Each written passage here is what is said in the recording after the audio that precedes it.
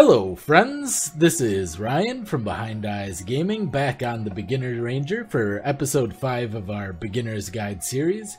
We're going to finish out Act 2, and the reasoning I haven't been able to continue, if you're interested, or the reason it's been so long in between episodes, been house hunting, but we just signed a lease for a new apartment starting on June 1st, so we have that all taken care of. Also have a lot of content going on over on my main channel, my Magic the Gathering channel, so it's been pretty hard to find the time to do this, but there's been a lot of interest in this particular series, so I'm back and we're gonna get right into it. So let's pop into the wetlands and we can go into the Bal Ruins. I just want to make sure everything's running. Yep, both heralds are going. Looks like everything's fine. I'm just gonna go ahead and just get through this area. Mirage Archer is gonna do a lot of work for us. So Bal Ruins is a nice little area that has a little mini task in it. You go through and it'll take you to basically the northern forest. On the other end, I do not have 2 grand life flasks, so I'm going to pick one up. We'll go up to level 19 here, and our goal is to get to the other side here, get to the northern forest. The northern forest will take us to kind of the final zone. The final zone is a double zone. We're going to take this ghost down, see if we can get some loot out of it, or attempt to do so. There you go. Nothing. Oh, there's a crude bow, nothing we're too interested in. Alright. We got a level up on our rain of arrows. Now, for attack skills, it's pretty much not going to give you direct damage, but it'll give you a multiplier to your damage. As compared to spells, it'll give you a flat amount of damage. So levels are still very important for your skills, but not as important as if I would say playing a spellcaster. But if you are playing a spellcaster, you're following this guide, maybe you're using Blade Fall, Blade Vortex, a Glacial Cascade, I don't know, anything like that. Just keep in mind that you always want to level up your spells as soon as you notice that you can. It's very, very important. Alright, so I didn't really check my gear to see if there was anything we could improve upon. One of the things I did do, I don't know if I mentioned this last time, but I bought Barrage as a single target skill. Oh, that big noise there means we found a flask. I found a ruby flask.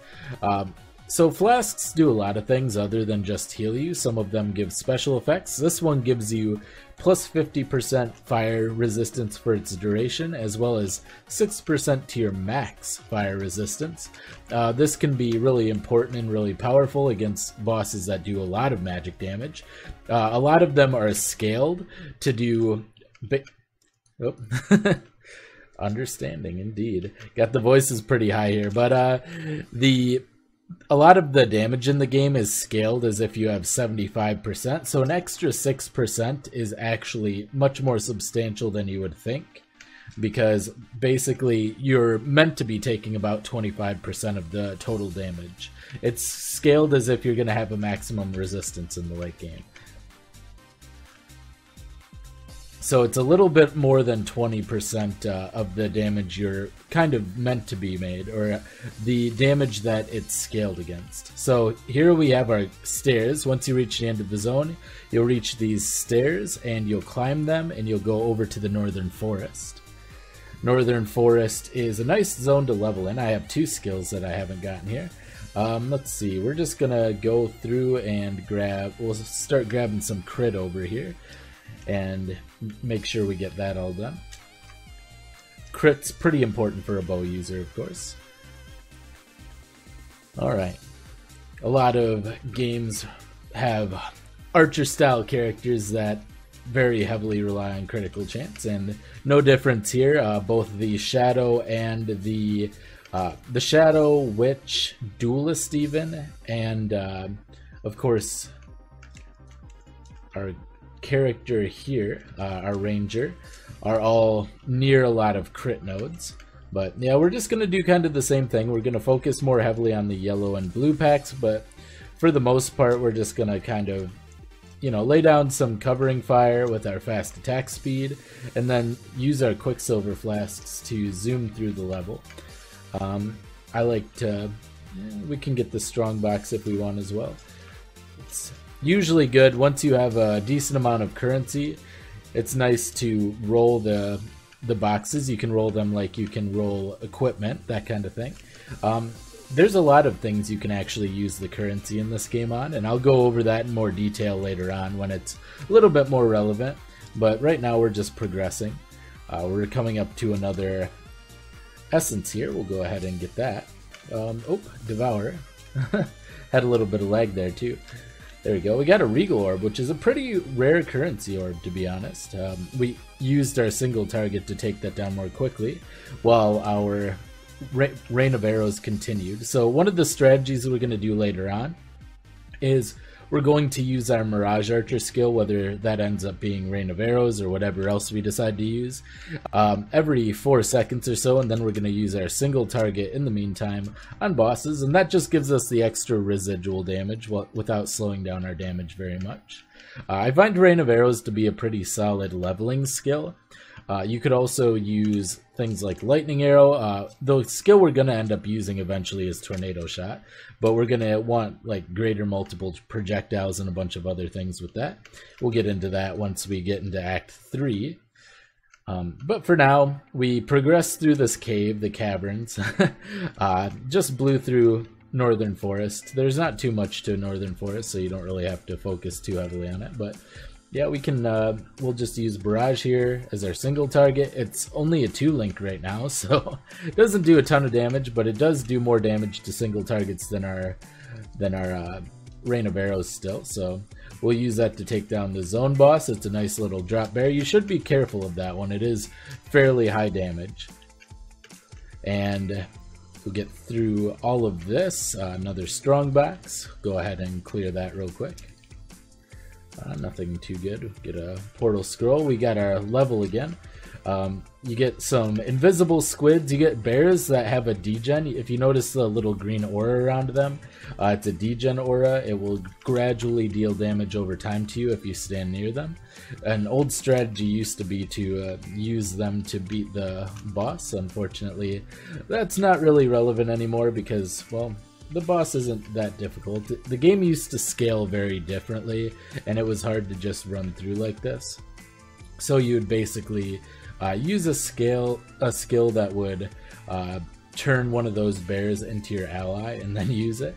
We're going to go over and get Assassination, which is a critical strike node. We're going to gradually get some critical chance here, and then we're gonna head to the southern or southeastern part and the southern part of the tree to get a lot more bow nodes and a lot more crit nodes after that. But this will be a nice little start. Might get a little bit more mana regen before we get down there. Not really needing it at the moment, so shouldn't have to, but it's always nice. We'll go ahead and lay down our ballista, which we haven't been doing. Can lay down some covering fire and even draw some fire. And we get our Muttering Essence of Fear. 2 stone rings are really nice. They can give you basically multiple resistances. So I picked this one up, and I think I'm just going to go ahead and roll probably an essence on it. Let's go ahead and put maybe the physical damage. 3 to 5 physical damage, and then 1 to 3 physical damage. So that's pretty cool. That one has attack speed. I like the attack speed better than I like the lightning damage, so attack speed makes everything feel a lot more smooth. So that should add a decent amount of damage to our attacks, which will be nice. We haven't upgraded our bow in a little bit, and once we get to the Act 3 town, I'll probably go ahead and show off basically how I handle upgrades if I don't find any immediately. There's a couple of different methods. Some of them are as easy as just throwing an essence on there. That's one of the nice things about essences, is you can just toss them on a weapon. The one I just used is really good for weapons and jewelry as well, because flat damage on jewelry is very, very handy. Alright, we have a Haku here. I'm just gonna ignore the Haku. You should definitely do the Haku missions when you see them, but I don't really need to. I already have my masters leveled up, so not too important. And now we're going to the Ancient Pyramid, which is kind of like the sub-zone on top of this. This is the climb to the final boss fight. One trick for navigating this one is the exit is usually diagonal. All of these floors are kind of a square, and the exit to them is generally going to be diagonal to where you entered that one. So since I started in kind of like the southeast corner, usually it will be in the northeast. It looks like it's not in this case though. So you can just run around until you see it. Alright, so it did end up being the opposite, but not in the direction I thought. But generally speaking, so I'm in the same kind of position again. Just once again, I'm not bothering killing every enemy necessarily. I'm just firing, letting my Mirage Archer do some work for me, and then moving on through. I feel like this is going to be a dead end. Nope. Okay, cool. I know sometimes these long kind of knobbed corridors are dead ends, but yep, this time it ended up being diagonal to it. Physical attack damage leveled up, so this time I'm gonna guess it's down here, generally speaking. Got a couple of blue mobs here, so I'm just gonna spam my attack on them. Did level up again. I'm gonna go ahead and use or get Assassination. That'll give me both critical chance and critical multiplier, which multiplies your damage, as you would expect from how it sounds. But yeah, we're gonna move down this way, and yep, once again it is diagonal from this entrance. So if you think of these rooms as a big square, just kind of go diagonal and you'll get there. Alright, so we're at the Dark Altar. Basically, you put the little pyramid that you're given from either the final bandit that you help, whichever one you help, or if you decided not to help any of them, the quest giver in town, and it'll pop this up, and you'll get to do battle with the Guardian, the Vaal Guardian, the Vaal Oversoul. So we're gonna go ahead and pop down our ballista, and then gonna get some damage in. He has a couple of different attacks. This one, he lays down some adds and then goes underground. Let's see if he does some other ones. That one's a slam, which does a very high amount of physical damage. It's very easy to see it coming and to avoid, but it's got a very large area of effect. Now he's making rocks fall, which also do a fairly substantial amount of damage, nowhere near the physical slam. And then there's this one, which does a large amount of lightning damage, and also will shock you if it hits you, which means you'll take an increased amount of damage. So basically just avoid all of his attacks. There's another attack. There's another attack that the Oversoul does where he lays down some frost. I'm going to go ahead and turn the voices down a little bit because it's much higher than I thought it would be. There you go. And then the city of Sauron between these legs, it's like your rebirth or something. There used to only be 2 acts way back in the day, like just slightly before I started playing. There were only 2 acts. Now there are 10 acts, so how far we've come, right? Alright, so we move into Act 3. We're greeted by the city of Sauron, and well, it's pretty straightforward zone. It's literally just a straight walkthrough, as many of the beginning zones are for new acts. We'll grab portal scrolls since we don't have that many yet. I don't think we do. Nope, we have 7.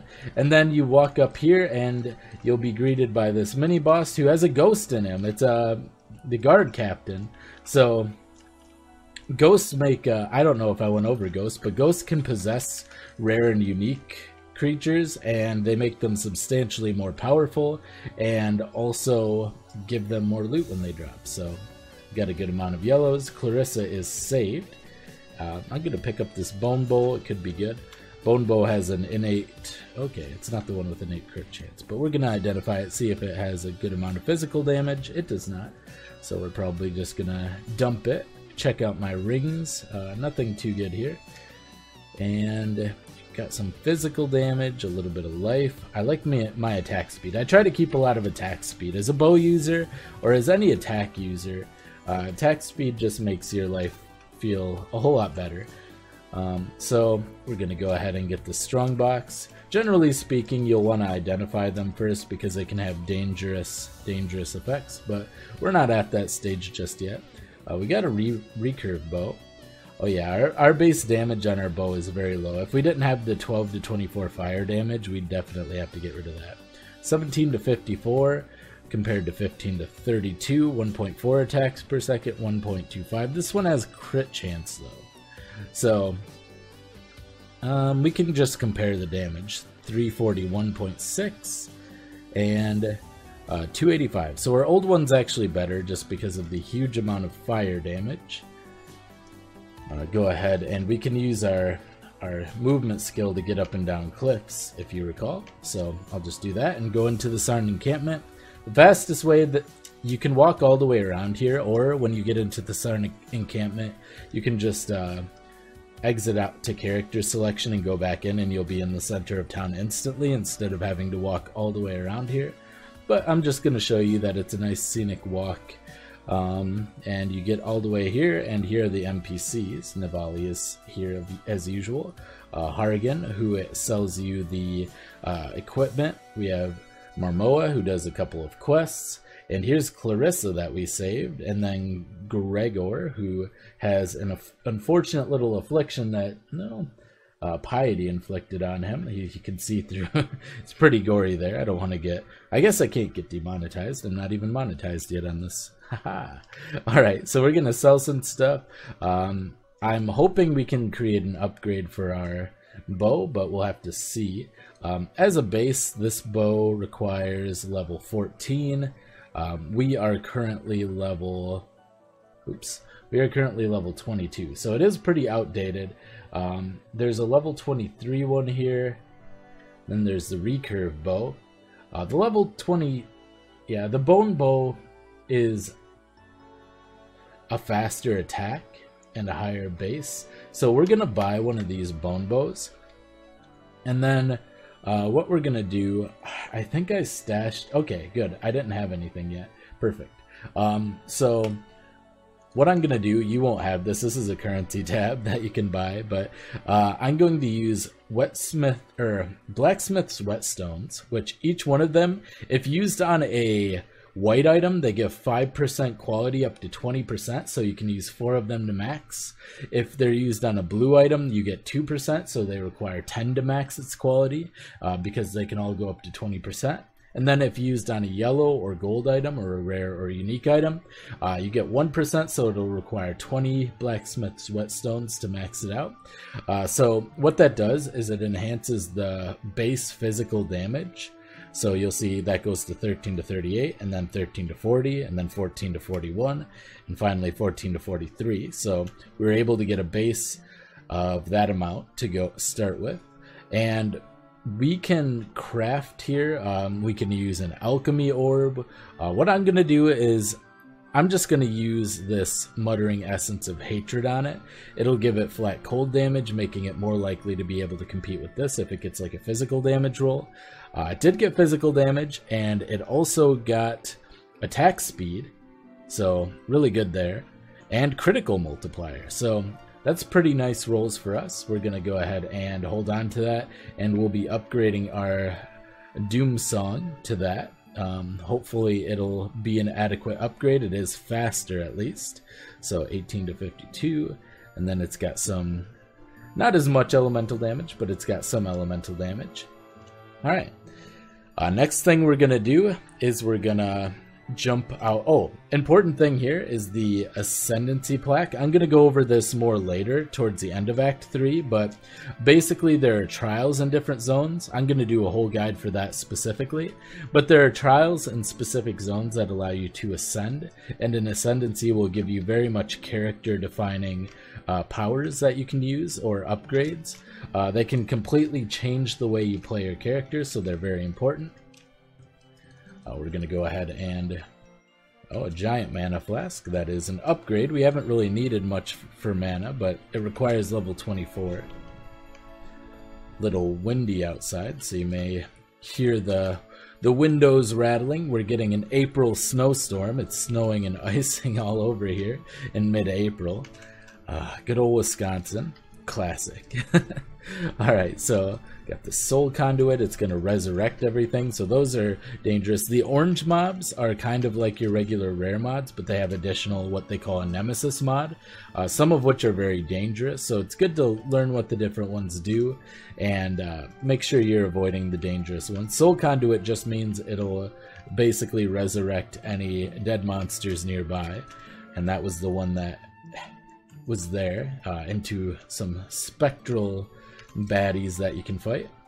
Alright, so we're going to make our way through the slums. Towards the beginning, you may or may not have noticed, I might have blown past it, there is a sewer grate that is locked. In order to get the key to that sewer grate, we have to go through the zone. We're at a dead end here. The zone boss will be here though, so I may as well show you. Oh, never mind. It's I got faked out. It was set up like that. So we're trying to reach the crematorium, which is where we're going to be getting the key. And for now, I'm going to start going over towards the bow nodes. I'm going to go over towards King of the Hill, which gives you a lot of crit chance. Some of the attack speed nodes over in Duelist, and then to the bow nodes down here that all synergize with crit chance, and the bow nodes up here, which are really nice as well. So we have a few different directions we're going to go. It's always important to plan your builds, make sure you get enough life, that kind of thing. I'm not getting as much life as I probably should, but I will definitely be remedying that in the near future. Picking up some more life. But yeah, the crematorium has a lot of fire based. As you can see, these incinerated mages shoot fire damage. A lot of the golems will do fire damage. They roll over you and leave a little fiery trail here that does damage over time if you stand on it. And then at the end of the stage, you'll have Piety, spoiler alert, who does a lot of lightning damage. So having high fire and lightning resistance is preferable. I have actually pretty good both. 38 fire and 46 lightning, so not too bad for this stage in the game. Eventually you'll have to worry about getting 75% of all of your resistances, but in the early game, just make do with whatever you find. Just try to keep the best gear you can with the most life, most resistances, and most damage. Very vague, I know, but that's really all it is. You'll kind of learn over time to identify when items are better, especially considering certain items and certain stats are going to be better for certain builds, of course. Alright, so we're going to make our way through. Oh, you're running into a lot of blues and yellows. We are actually under-leveled here by a couple of levels. It doesn't matter too much, although our weapon being a little weaker is definitely making a difference. Oh, we got a bone bow. Maybe it'll be better than the bone bow we crafted. 63% cold resist and 1 to 43 lightning. That's a big maybe. We'll test them out when we get a level here. So moving through, it looks like we've reached a dead end, but we can go back around. That's a little unfortunate.